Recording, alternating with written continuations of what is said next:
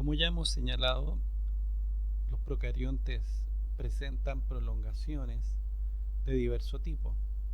Dentro de las prolongaciones de gran tamaño y de tipo móvil están los flagelos bacterianos. Estos flagelos están constituidos principalmente por una molécula proteica que es la flagelina y que está asociada a una estructura en forma de rotor. Por lo tanto, el movimiento del flagelo se basa en un movimiento rotacional que es semejante al de una hélice en el caso de un barco, por ejemplo, o alguna nave. Este flagelo, como vemos acá, aquí está la porción filamentosa que está constituida principalmente por la flagelina. Vemos luego aquí esta escotadura que se asocia a este eje que atraviesa la pared celular. Aquí vemos la membrana externa, vemos la capa del peptidoglicano y luego vemos como todo esto se ancla a la membrana plasmática, en donde podemos ver dos anillos de naturaleza proteico, uno externo y uno interno. Estos anillos son los que van a permitir finalmente el movimiento de rotación, y la energía necesaria para este movimiento de rotación tiene que ver con un flujo de protones. El flagelo bacteriano entonces está constituido principalmente por la flagelina y su movimiento es de tipo rotacional, lo cual es bastante distinto al flagelo eucarionte que vemos en la imagen a la derecha. Cuando hacemos un corte del flagelo eucarionte, nos vamos a dar cuenta que el esqueleto central está compuesto principalmente por microtúbulos, aquí de color verde. Estos microtúbulos se disponen formando dupletes, los cuales se deslizan gracias a unas proteínas motoras llamadas dineínas, de manera tal que el movimiento de este flagelo va a ser por batido. Bien, entonces si bien las dos estructuras se relacionan con el desplazamiento de la célula en un medio, tienen estructura y funciones distintas. O sea, tienen estructura y formas de batido distintas, para ser más preciso. Otro tipo de prolongación no móvil, y en este caso son prolongaciones mucho más delgadas, mucho más cortas y abundantes, son las fimbrias. Estos apéndices proteicos se proyectan a partir de la propia membrana plasmática, son evaginaciones de esta membrana y que atraviesan tanto la pared celular como la cápsula. Estas estructuras se encuentran tanto en las bacterias gram positivas como en las gram negativas y, entre otras funciones, le van a permitir lo que se llama la adhesión celular, es decir, la adhesión a otras bacterias del mismo tipo o incluso a las células, por ejemplo, del huésped, podrían ser células animales. En esta imagen vemos una Escherichia coli vista al microscopio y vemos una serie de fimbrias que se proyectan en toda la región perimetral de esta bacteria.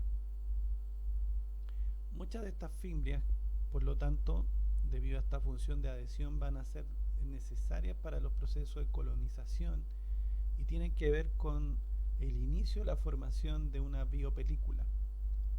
Si ustedes recuerdan, la formación de las biopelículas también se ve favorecida por la presencia de la cápsula. Entonces, tanto la cápsula como las fimbrias tienen que ver con la formación de estas biopelículas, o también llamados biofilm. Una de las particularidades de los biofilm es que una vez que se forman, es muy difícil o es más difícil eliminar las bacterias de la región en donde se han formado estos biofilm. Y un ejemplo de esto puede ser pensar en la formación de la placa bacteriana a nivel dental. Las fimbrias pueden contener lectinas y estas lectinas pueden reconocer azúcar específica en cadenas de oligosacario presentes en la superficie de otras células. Y por ejemplo, de este modo se podrían unir a componentes de la matriz extracelular. Como ya hemos señalado entonces, estas fimbrias que vemos en esta otra imagen, esta es una microscopía electrónica de barrido. Aquí vemos estas prolongaciones cortas y múltiples, que serían las fimbrias, distintas a estas largas y mucho más gruesas, que son los flagelos. Y entonces estas prolongaciones de la membrana están constituidas principalmente por la fimbrilina. Ya hemos dicho que tienen dominios lectina que le permiten reconocer azúcares específicas presentes en oligosacarios asociados a la superficie de otras células.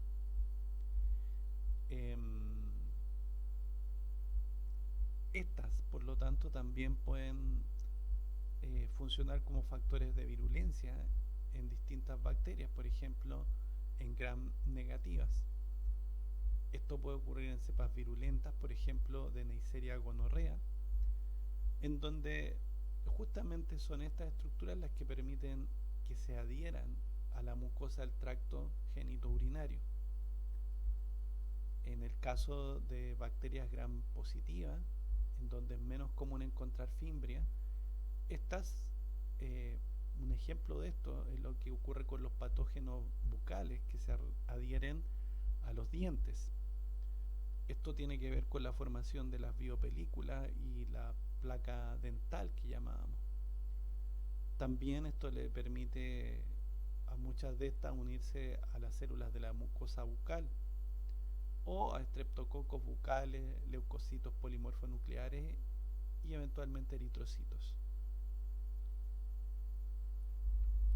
Bueno, otra característica importante de las células procariontes es que su ADN es circular, es doble hebra y no está asociado a proteínas del tipo histona. De manera tal que dentro de un procarionte nosotros podemos hablar de un ADN que va a controlar las funciones vitales fundamentales del organismo, que sería el ADN cromosómico, y que es el que se localiza en esta región que llamábamos el nucleoide. Y por otra parte vamos a tener ADNs circulares también, doble hebra, no asociados a histonas, pero mucho más pequeños, que pueden estar en números variables, desde uno a unos pocos cientos dentro de la bacteria. El ADN cromosómico es una sola copia, pero estos ADN circulares doble hebra más pequeños, que vamos a llamar extracromosómicos, puede haber varias copias, y estos se conocen con el nombre de plasmidios. ¿Cuál es la importancia de estos plasmidios? Que estos plasmidios contienen genes que le confieren algunas propiedades o algunas características adaptativas importantes a las bacterias que los presentan. El tamaño de estos plasmidios oscila entre 1 y 250 kilobases, y como ya hemos señalado, pueden contener, por ejemplo, factores como factores de resistencia a antibióticos o a detergentes o a otras cosas. Entonces, los plásmidos tienen la particularidad que además se pueden replicar de manera independiente al cromosoma bacteriano. Ya hemos dicho que es ADN de doble hebra, súper enrollado y también circular. Su tamaño es variable, pero en general es más pequeño que el cromosoma bacteriano. Su número oscila entre 1 y más de 100. ¿Cuál es la importancia de esto? Que pueden ser transferidos de una bacteria a otra a través de un proceso llamado conjugación. La conjugación es uno de los 3 mecanismos de recombinación génica que vamos a poder encontrar en bacterias. Es importante entender que los mecanismos de recombinación génica sirven como su nombre lo indica, para intercambio de material genético y no son en sí mismos modalidades de reproducción, ya que las bacterias en general se van a dividir por bipartición o fisión binaria. Bueno, eh, los plásmidos entonces contienen genes no esenciales para el funcionamiento básico de la célula, pero sí aportan ventaja adaptativa. Entonces, dentro de estos genes podemos encontrar relacionados con resistencia a antibióticos y metales pesados, algunos que confieren vías metabólicas especiales, algunos que pueden generar toxinas y otros factores de virulencia de diverso tipo. Aquí vemos dos ejemplos de plásmidos, el plásmido F o factor de fertilidad y el plásmido R100 que contiene factores de resistencia. Al centro vemos una microscopía electrónica de barrido en que se han coloreado plásmidos dentro de la célula. En esta imagen lo que podemos ver son dos bacterias conectadas a través de esta prolongación, este tubo que conecta a las dos bacterias y que se conoce como el pili sexual. A través de este tubo puede transferirse material genético de esta bacteria a esta.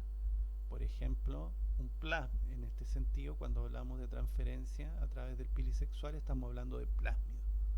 El plásmido se va a mover de una célula a la otra a través del pili sexual y que también se le conoce como el plásmido conjugativo.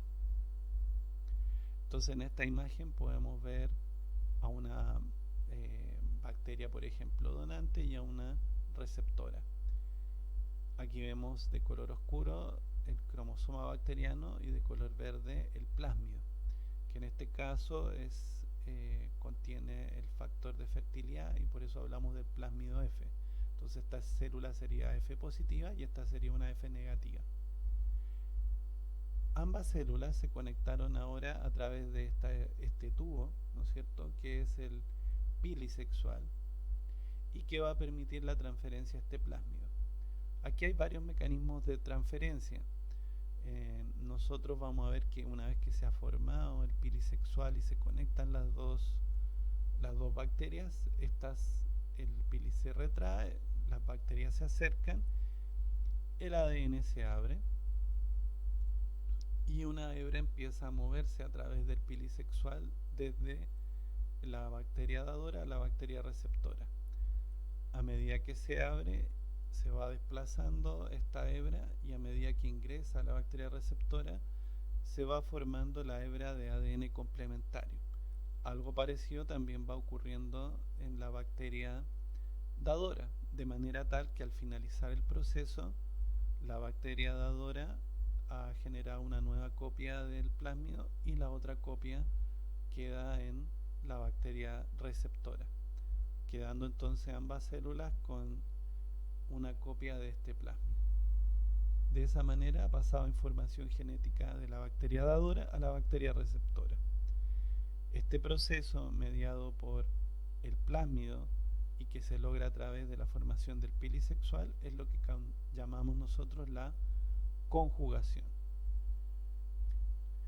Hay otros dos mecanismos de recombinación génica que son la transformación y que son la transducción. En uno de estos, en la transformación, cuando la bacteria se lisa, la bacteria donante se lisa por la razón que sea, fragmentos del ADN bacteriano pueden ser incorporados en una bacteria donante, en una bacteria receptora, perdón. Y finalmente estos pueden ser incorporados en el cromosoma bacteriano. En el caso de la transducción, fragmentos del ADN de la bacteria dadora van a llegar a la bacteria receptora utilizando el virus como un vector de transferencia para llegar entonces a la bacteria receptora.